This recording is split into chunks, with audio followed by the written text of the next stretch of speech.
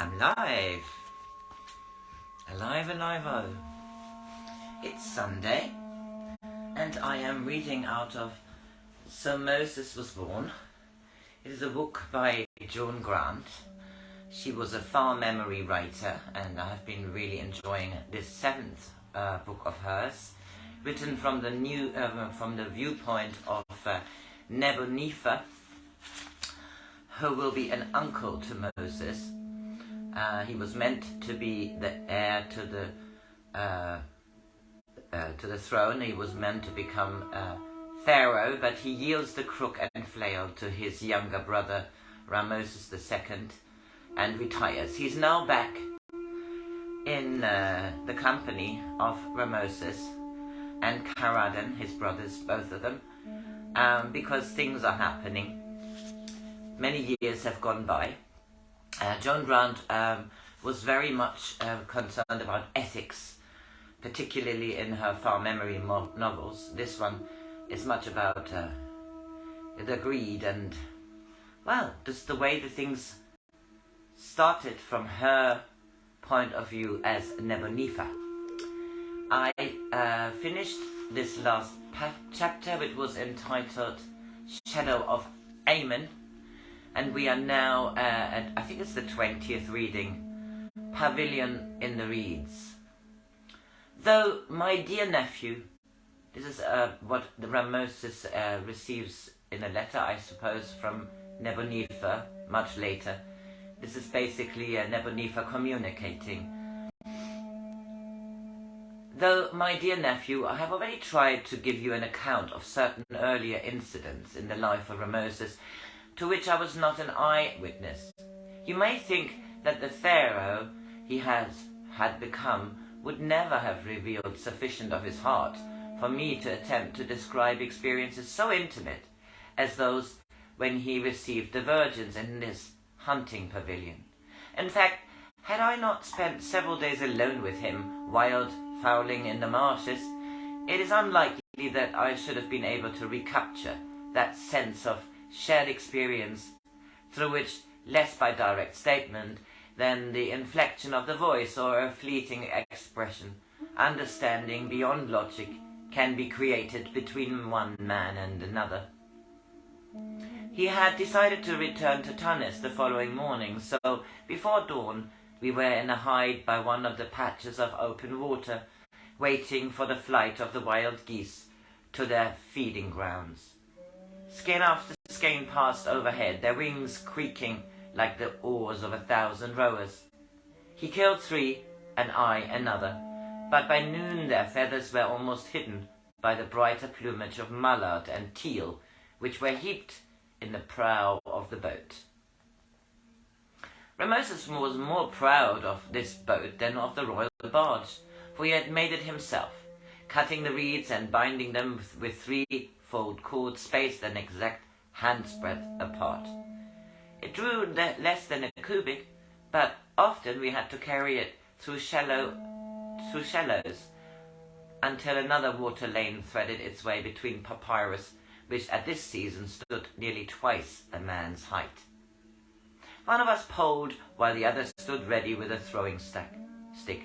His twin hunting cats crouched between us, and when we had to wade, they rolled on his shoulders, rubbing their heads against his and purring loudly, as though to urge him to bring them good hunting. A mallard flew overhead, swift, but not swift enough to escape the whirling death, which seemed to leap from the hand of Ramoses as though it were as if it too were winged. The bird faltered, then fell with a broken neck to lodge in a tuft of flowering papyrus.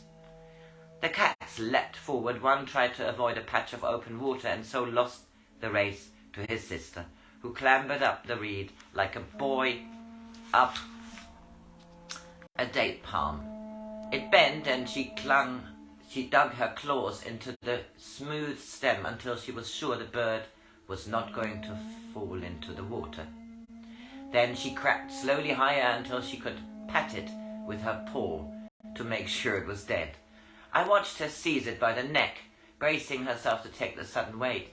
She slid down, then leapt from tussock to tussock, holding her head high, as she had been taught.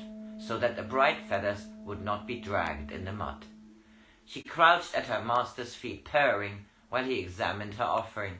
Then, sleek with praise, she joined her brother, who pretended to be too occupied with his toilet to notice her triumph.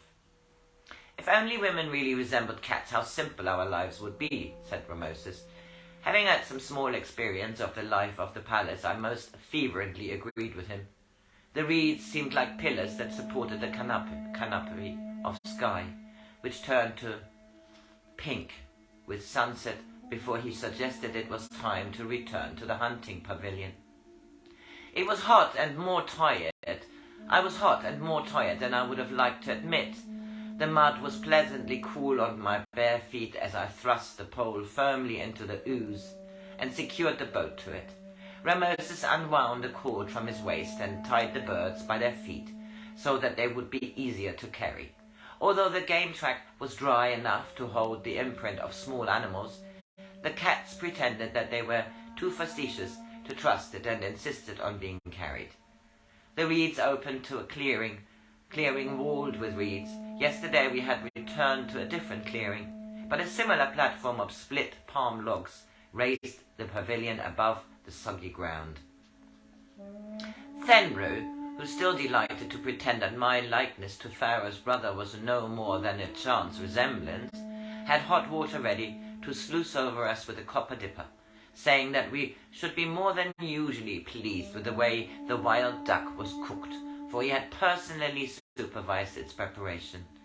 He had set the table and 2 folding chairs beside a brazier that gave off clouds of aromatic smoke to discourage the mosquitoes. Then, after serving the meal, he withdrew to his tent, set discreetly beyond a barrier of reeds. A small wind stirred the scarlet pennant which hung from a fish spear at the opening of the path to the river. It seemed vaguely familiar, even though I remembered that I had seen another like it in a dream. Ramosis extinguished a fly which had evaded the smoke, then flung another handful of incense on the brazier. "Neb," he said, "this is where I thought my son Horus was conceived." It was the first time he had spoken of his hopes directly, so I was uncertain how much I should know. He smiled. "Neb, there's no need to pretend that you have not discussed the matter exhaustively with Caradon, for I know that it has profoundly disturbed him. Perhaps I should not have foisted so much responsibility on him. Poor Caradon, I have never seen him so dismayed as when I commanded him to choose the 28 virgins. A curious command even for a pharaoh. Why did you find it necessary to pretend that you could not be bothered to express a preference between one girl and another? To all women I'm Pharaoh, so Pharaoh sees them all as women, a force relentless as the inundation and as unpredictable. You have been to the palace. Do you still find it odd that my nostrils no longer twitch at perfumes from Punt or Syrian unguents? That I'm bored by dresses embroidered in Tyrian purple and indifferent to Sidonian sandals? Hannah'd nails echo the colour of old blood, and green eyelids are no more attractive than a fading bruise.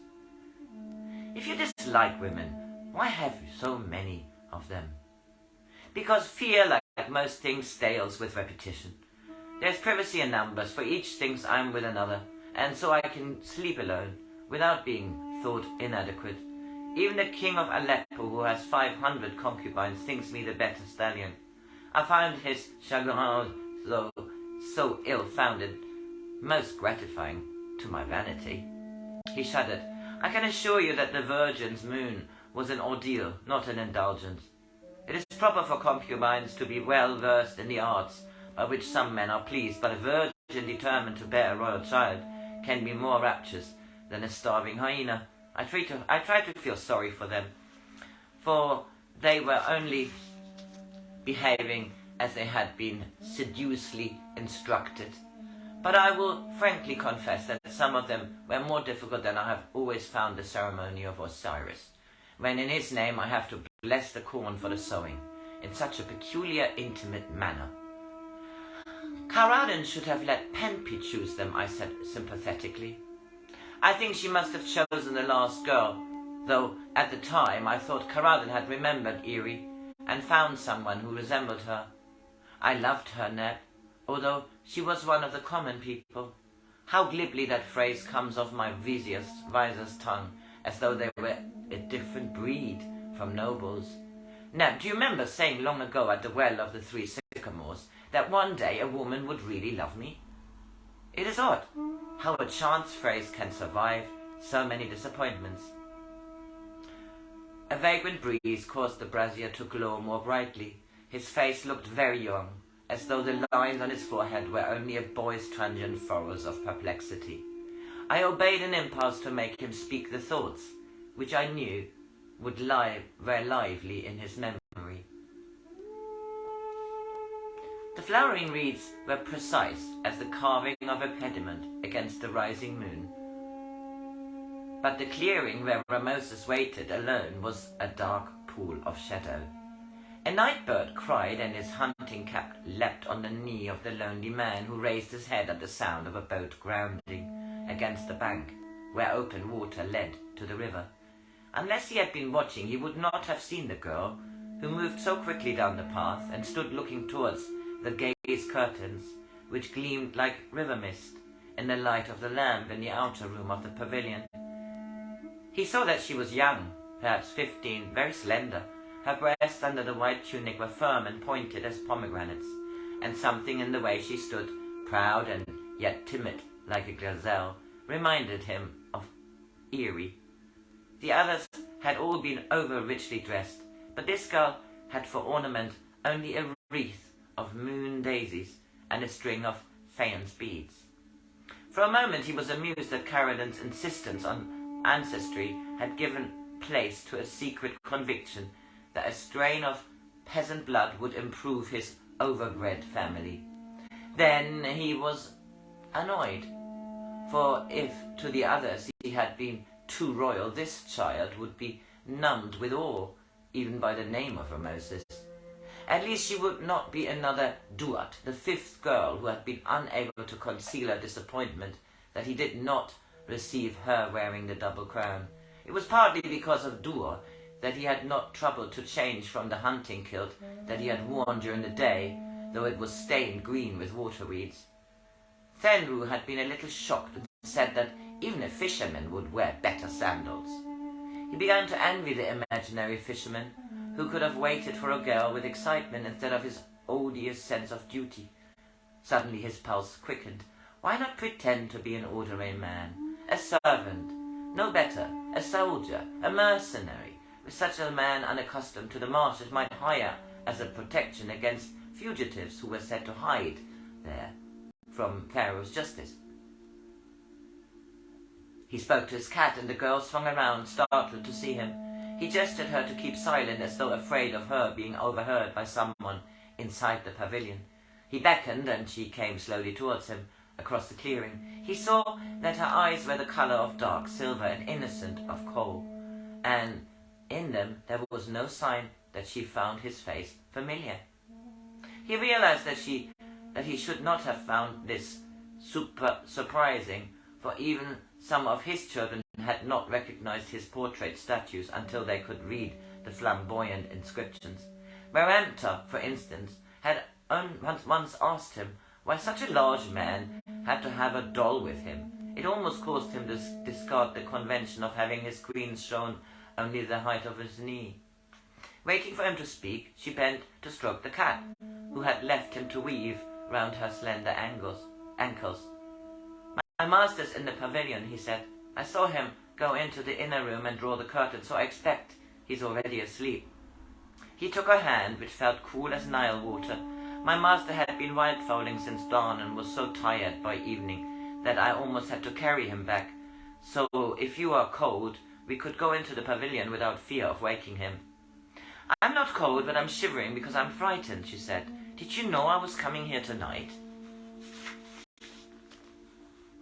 One of his servants prepared food for a guest, but I did not know who was expected. I'm only a soldier he hired in Tunis. He's a man of small importance, or he would have brought his own men with him. I'm very glad you are here, she said, for if I know about him, It will be easier not to be frightened. Nothing is quite so frightening if you know what to expect. Did your mother not instruct you? He asked quickly. Until that moment, it had not occurred to him that any of the girls chosen by Caradon might be unwilling. I have no mother, only an aunt who has let me live with her since my mother died. And your father? I cannot remember him, but I know that his eyes were grey like mine and that he was a soldier and very brave. It amused him to think that tomorrow a soldier might boast in a wine shop of the warrior's heaven that his daughter had pleased the hero of Kadesh. You think your father would be glad you're here? I think he would say I must obey my aunt. Soldiers are taught to be obedient. You still have not told me why she sent you here. He listened anxiously for her reply. Obviously, Caradon had not told her to expect Pharaoh, or she would not have spoken so frankly. I was washing clothes in the canal. It's not easy to do, for the water is dirty and it's difficult to find a clear patch among the scum of rotting vegetables. I was beating the last of them with a flat stone when the old man's servant saw me. I knew the old man must be rich, for otherwise his servant would not have worn 2 gold armlets and such a fine cloak. He sat on the water steps and watched me for a long time, and then he asked where I lived. At first I would not tell him, and then I thought he had been told that through me he would find the way to the house of my aunt. Why should he wish to meet your aunt? My aunt is a midwife, and sometimes people pay her many utus for portions that she makes in the cauldron at the full moon. I knew my aunt would be angry if I lost her good customer, so I took him home and they talked together for a long time. I was told to wait outside, so I do not know exactly what they said. Was your aunt pleased or angry? Oh, she was very pleased. I thought he had paid her more than she expected, so I was glad. I did not know then that she had sold me instead of a brew of dog's liver and crocodile's heart. She says there's a lion fat in the brew, but this is not true, for it is far too costly. You should be worth more than 1,000 lions. No, but in my aunt's estimation I'm far more valuable than she ever expected. In one night I can earn for her 3 large and 5 small cattle, 2 cows and a bull, and 5 milk goats. She will send a bull to the slaughterman so as to buy fodder for the rest. We shall be very rich. Are you glad to be rich? No, I'm not at all glad, which everyone says is proof that I am ungrateful and wicked. I even threatened to run away, but at last my relations were so angry that they had made me understand that to rob my aunt of 3 large and 5 small cattle would be worse than an honest thief who steals only from strangers. Are your relations violent with thieves? A thief is beaten on the sole of his feet, and sometimes he limps for the rest of his life. She pulled aside the shoulder piece of her tunic to show a jagged scar. I've never stolen anything except a melon that was already overripe, but the last time I was disobedient my aunt used a broken water pot, and it took a long time to heal. He thought how pleasant it would be to see the old woman cringing in the dust under the thongs of whipmen. What must you do to please your aunt? As he asked the question, he decided that the whipman would be merciless if the girl had been taught to offer some curious complexity. She glanced apprehensively towards the pavilion. You are quite sure he cannot hear us? He will sleep soundly for hours. He drank far too much wine tonight, so even if we spoke in loud voices, he would not wake. Then perhaps I shall not be able to obey my aunt, for the man who brought me here said the boat will be waiting for me an hour after sunset. She will be very angry, but I'm used to her anger, and I'm glad the old man sleeps. Tell me about the old man. Is he very fat or hairy, like an ape? Ramoses glanced down at the taut muscles of his belly, seeking for reassurance. Being an Egyptian, he tries not to be fat, and I think he has succeeded better than one might expect, considering that his cooks are highly skilled. Then he's bald, like an Amen priest? She sounded appalled. He has plenty of hair in the proper place, so he need not wear a wig except on formal occasions. Then he must be horrid instead of just very ugly, as I expected. Oh, I hope he doesn't wake up. Why should he be horrid? She looked at him in amazement. Don't you know why I came here? I thought men knew all the things my aunt tried to tell me. You must enlighten the ignorance of a soldier who has no aunt, he said gravely. But it is cold out here, so we will go into the pavilion and together enjoy the supper that was prepared for you. Right, this is the first part, and I'll stop here now.